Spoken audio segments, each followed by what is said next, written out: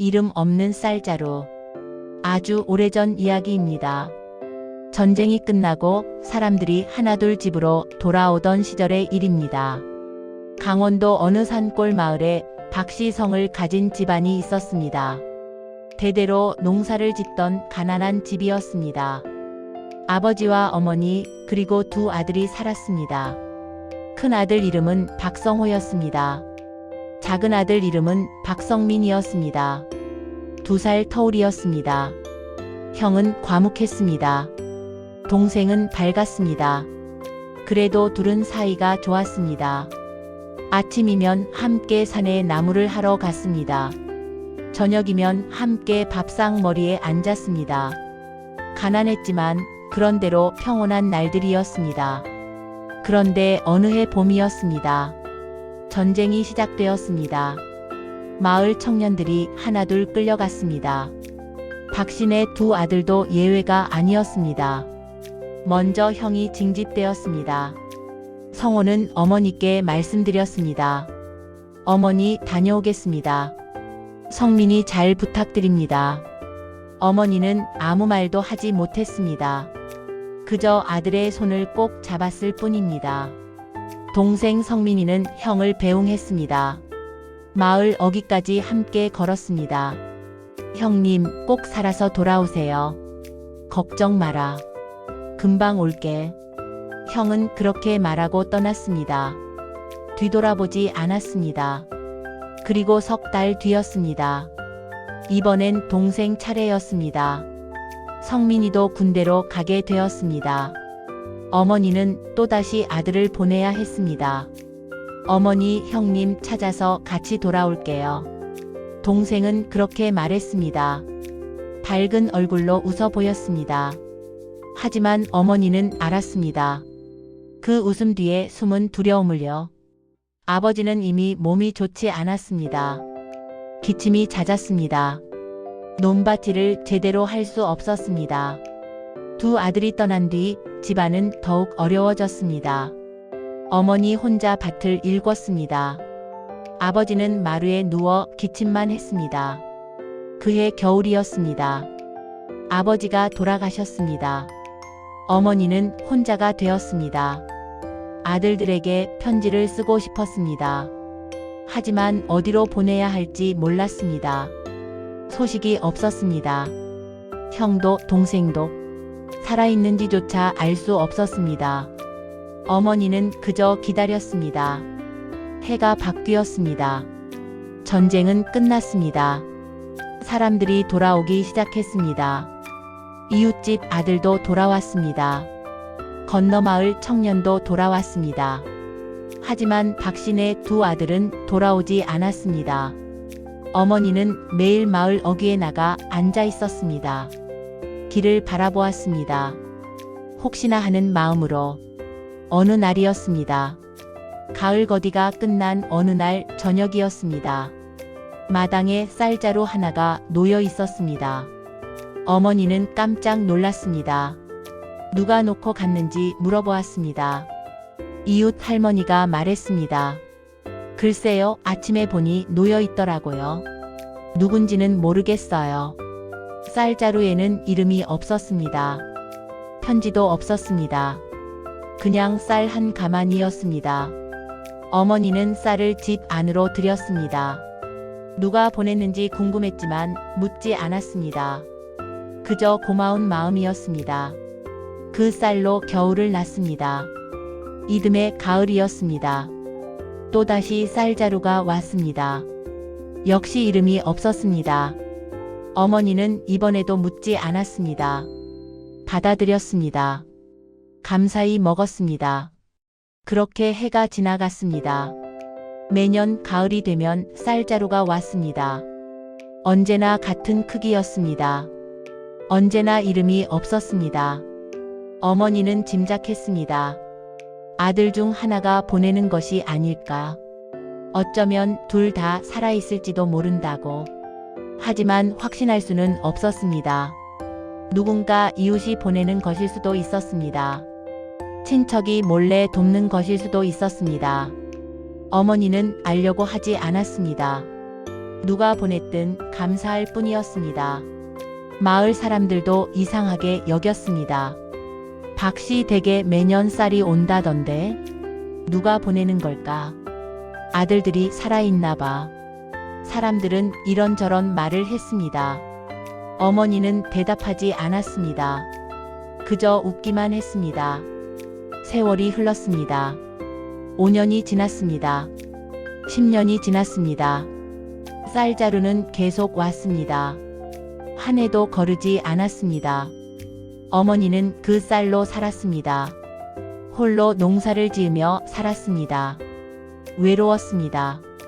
하지만 견뎠습니다. 쌀자루가 올 때마다 생각했습니다. 내 아들이 어딘가에서 살아있구나. 그것만으로도 위로가 되었습니다. 어느 해 봄이었습니다. 어머니가 밭에서 쓰러졌습니다. 이웃이 발견해 집으로 옮겼습니다. 의원을 불렀습니다. 나이가 들고 기력이 쇠했다고 했습니다. 어머니는 자리에 누웠습니다. 일어나지 못했습니다. 마을 사람들이 돌아가며 돌봐 주었습니다. 죽을 끓여주고 물을 떠다 주었습니다. 어머니는 감사했습니다. 하지만 한 가지 걱정이 있었습니다. 아들들이었습니다. 한 번만이라도 보고 싶었습니다. 살아있다면 목소리라도 듣고 싶었습니다. 여름이 지나고 가을이 왔습니다.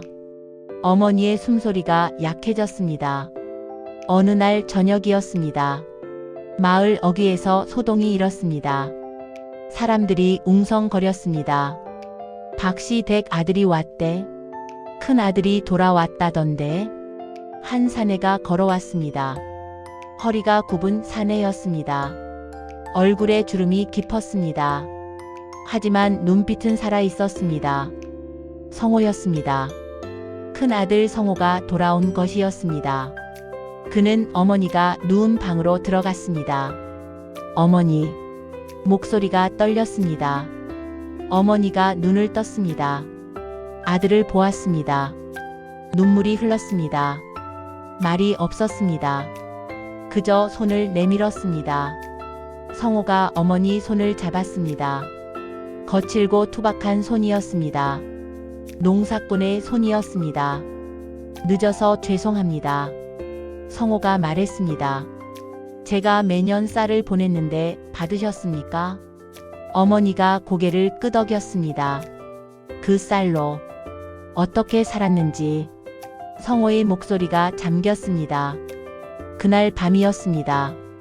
또 한 사람이 마을에 도착했습니다. 성민이였습니다. 작은 아들 성민이가 돌아온 것이었습니다. 그도 허리가 굽어 있었습니다. 머리에 흰 머리카락이 섞여 있었습니다. 하지만 걸음은 빨랐습니다. 어머니께 달려갔습니다. 방문을 열었습니다. 그리고 멈췄습니다. 형이 어머니 곁에 앉아 있었습니다. 형님, 성민이가 말했습니다. 성민아. 성호가 대답했습니다. 두 형제가 마주 보았습니다. 세월이 흘렀습니다. 서로 늙었습니다. 하지만 알아볼 수 있었습니다. 성민이도 어머니 곁에 앉았습니다. 어머니가 두 아들을 보았습니다. 웃었습니다. 말이 없었습니다. 그냥 웃기만 했습니다. 성민이가 물었습니다. 어머니, 제가 보낸 쌀은 잘 받으셨습니까? 형 성호가 고개를 돌렸습니다. 동생을 보았습니다. 네가 쌀을 보냈다고?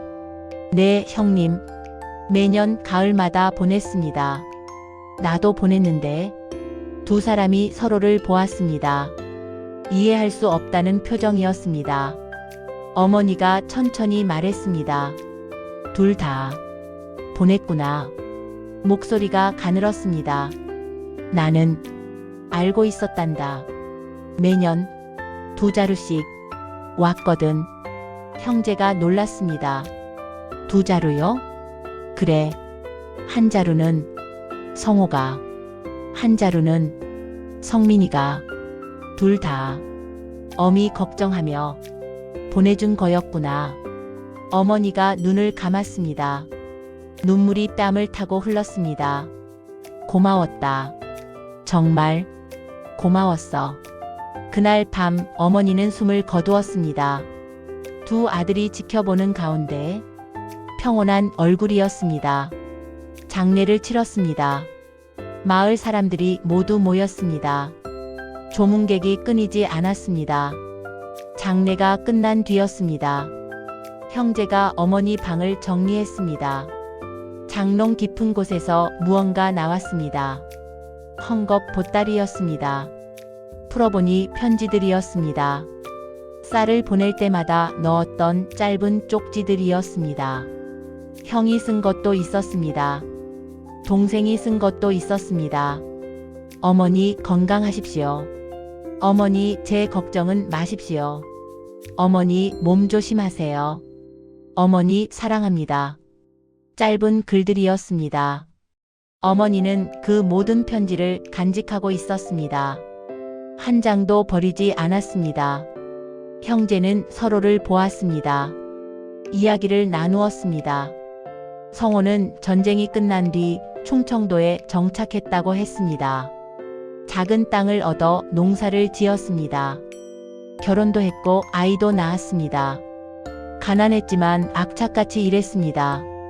그리고 매년 가을이면 쌀을 붙였습니다. 동생은 무사할 것이라 믿었습니다. 젊고 영리했으니까요. 자신만이라도 어머니를 돌봐야 한다고 생각했습니다. 성민이는 전라도에 살았다고 했습니다. 역시 농사를 지으며 살았습니다. 가족도 꾸렸습니다. 고되게 일했습니다. 그리고 매년 쌀을 보냈습니다. 형은 전사했을 것이라 생각했습니다. 전쟁터에서 소식이 끊겼으니까요. 그래서 자신이 어머니를 책임져야 한다고 여겼습니다. 두 사람 모두 생각했습니다. 상대방은 없고 자신만 남았다고. 그래서 더 열심히 살았습니다. 더 악착같이 일했습니다.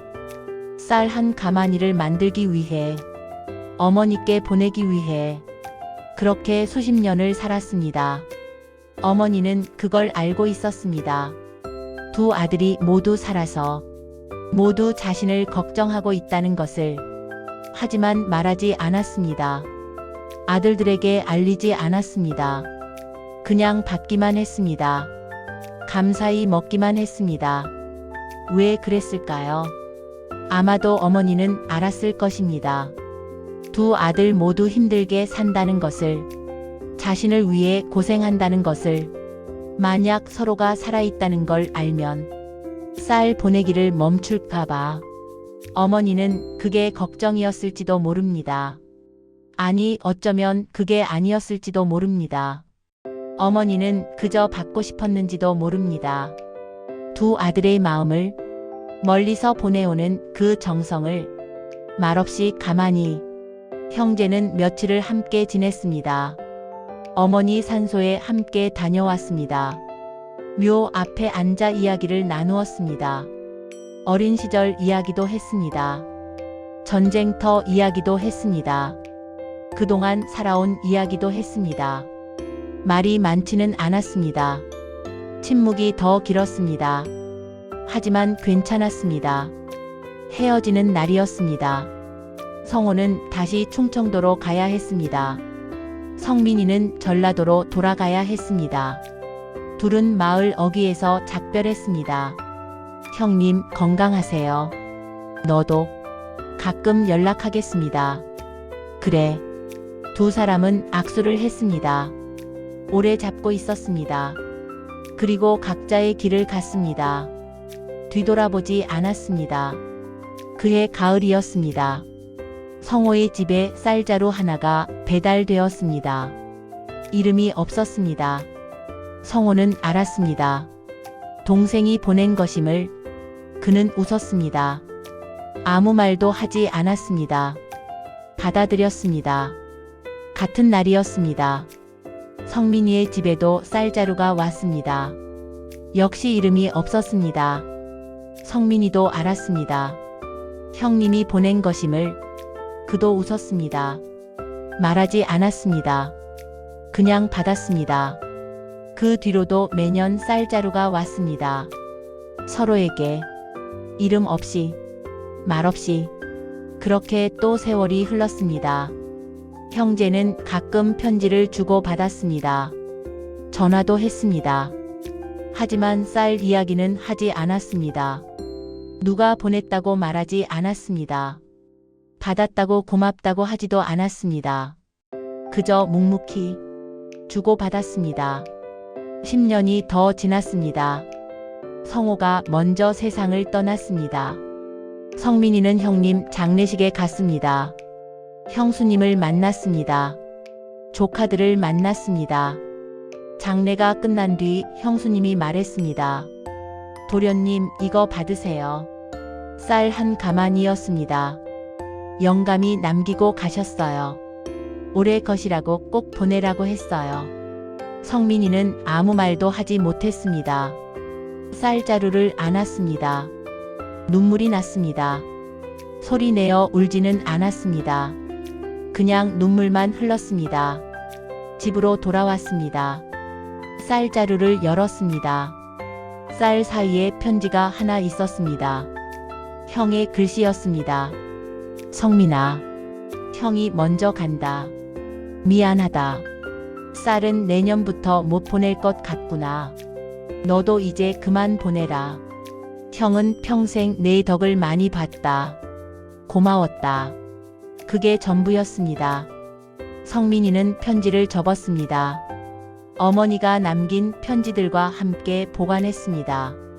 그해 가을에도 쌀을 준비했습니다. 형수님 댁으로 보냈습니다. 이름을 쓰지 않았습니다. 그냥 보냈습니다. 몇 해가 더 지났습니다. 성민이도 나이가 들었습니다. 몸이 불편해졌습니다. 쌀을 붙이기가 어려워졌습니다. 하지만 멈추지 않았습니다. 자식들에게 부탁했습니다. 형수님 댁에 쌀 좀 보내드려라. 이름은 쓰지 마라. 자식들이 물었습니다. 왜요, 아버지? 그냥. 성민이는 대답하지 않았습니다. 어느 겨울날이었습니다. 성민이가 눈을 감았습니다. 평온했습니다. 가족들이 장례를 치렀습니다. 형수님도 왔습니다. 늙은 형수님이었습니다. 허리가 많이 굽어 있었습니다. 장례가 끝난 뒤 형수님이 말했습니다.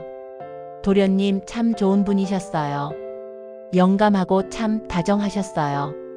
말은 없으셨지만요. 성민이의 자식들이 고개를 끄덕였습니다. 형수님이 또 말했습니다. 영감이 늘 그러셨어요. 동생이 있어서 든든하다고. 멀리 있어도 형제는 형제라고. 그리고 돌아갔습니다. 성민이의 자식들은 아버지 방을 정리했습니다. 장롱 깊은 곳에서 보따리를 찾았습니다. 편지들이 나왔습니다. 어머니가 남긴 것, 큰아버지가 남긴 것, 모두 소중히 보관되어 있었습니다. 자식들은 그제야 알았습니다. 아버지가 평생 무엇을 했는지, 할아버지와 큰아버지가 어떻게 살았는지, 말하지 않았던 그 이야기들을. 봄이 왔습니다. 성민이네 집 마당에 꽃이 피었습니다. 바람이 불었습니다. 어디선가 쌀 냄새가 났습니다. 그리운 냄새였습니다. 오래된 냄새였습니다. 말없이 주고받던 그 마음들, 이름 없이 오가던 그 정성들, 바람에 실려 어디론가 가고 있었습니다. 아주 오래전 이야기입니다. 어느 형제의 이야기입니다. 말하지 않아도 통했던, 보이지 않아도 느꼈던 그런 시절의 이야기입니다.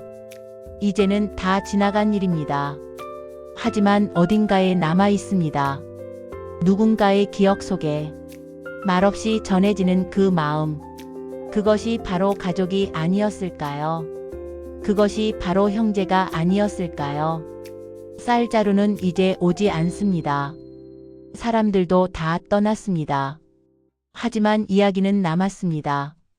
이렇게 조용히 전해지고 있습니다.